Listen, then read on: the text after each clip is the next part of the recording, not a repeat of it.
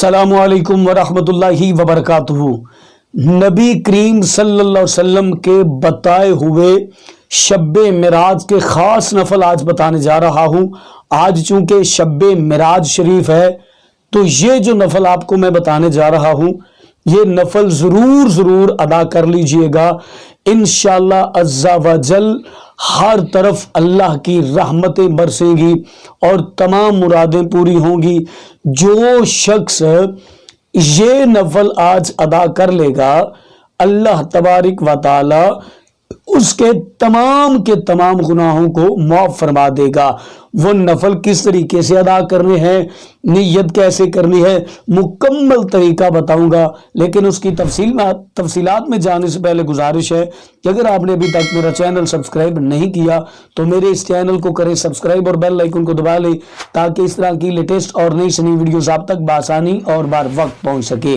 نبی کریم صلی اللہ علیہ وسلم نے فرمایا اے صحابہ اگر ہو سکے تو یہ نفل روزانہ ادا کیا کرو، اگر روزانہ ادا نہیں کر سکتے تو مہینے میں ایک مرتبہ ضرور ادا کر لیا کرو، اگر مہینے میں بھی نہیں ادا کر سکتے تو کم از کم زندگی میں ایک مرتبہ یہ نفل ضرور ادا کر لینا۔ تو صحابہ نے عرض کی کہ یا رسول اللہ علیہ وسلم ان نوافل کو ادا کرنے کا فائدہ کیا ہے؟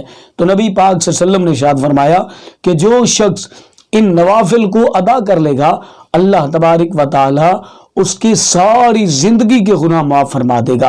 تو آج آپ نے یہ نفل ضرور ادا کر لینے ہیں۔ سب سے پہلے ان نوافل کی نیت کس طرح کرنی ہے کہ 4 رکعت نماز نفل صلاۃ التسبیح منہ میرا طرف خانہ کعبہ شریف اللہ اکبر کہہ کے آپ نے ہاتھ باندھ لینے ہیں۔ اس کے بعد آپ نے ثنا پڑھنی ہے، ثنا کے بعد 15 مرتبہ تیسرا کلمہ پڑھنا ہے، پھر اس کے بعد آپ نے سورۃ فاتحہ شریف پڑھنی ہے۔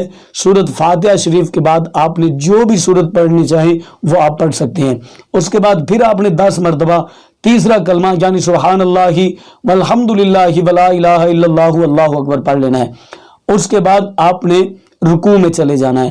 رکوع کی تسبیح یعنی سبحان ربی العظیم سبحان ربی العظیم سبحان ربی العظیم پڑھنے کے بعد پھر 10 مرتبہ تیسرا کلمہ سبحان اللہ والحمد للہ ولا الہ الا اللہ واللہ اکبر پڑھ لینا ہے۔ اس کے بعد آپ نے سمیع اللہ لمن حمیدہ ربنا لک الحمد کہہ کر کھڑے ہو جانا ہے، اور پھر آپ نے سجدے میں جانے سے پہلے آپ نے 10 مرتبہ پھر تیسرا کلمہ سبحان اللہ والحمد للہ ولا الہ الا اللہ واللہ اکبر پڑھ لینا ہے۔ اس کے بعد آپ نے سجدے میں چلے جانا ہے۔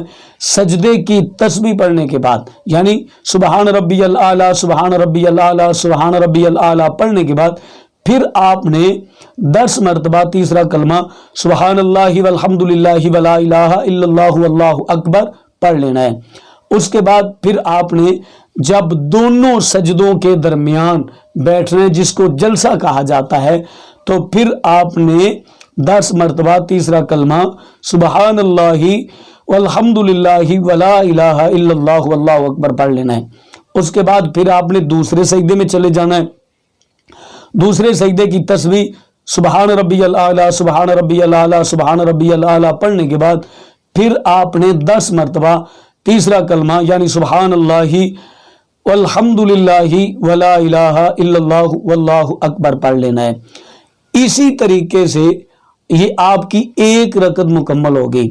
جس طرح آپ نے ایک رکعت مکمل کی ہے اسی طریقے سے آپ نے باقی 3 رکعتیں بھی مکمل کر لینی ہے۔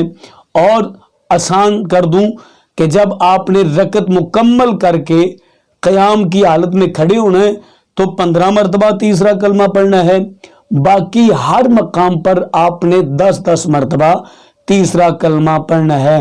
تو یہ ہیں وہ نبی پاک صلی اللہ علیہ وسلم کے بتائے ہوئے خاص نفل کہ جن کے بارے رسول اللہ صلی اللہ علیہ وسلم نے ارشاد فرمایا کہ جو شخص بھی یہ نفل ادا کرے گا اس کے تمام گناہ اللہ معاف فرما دے گا۔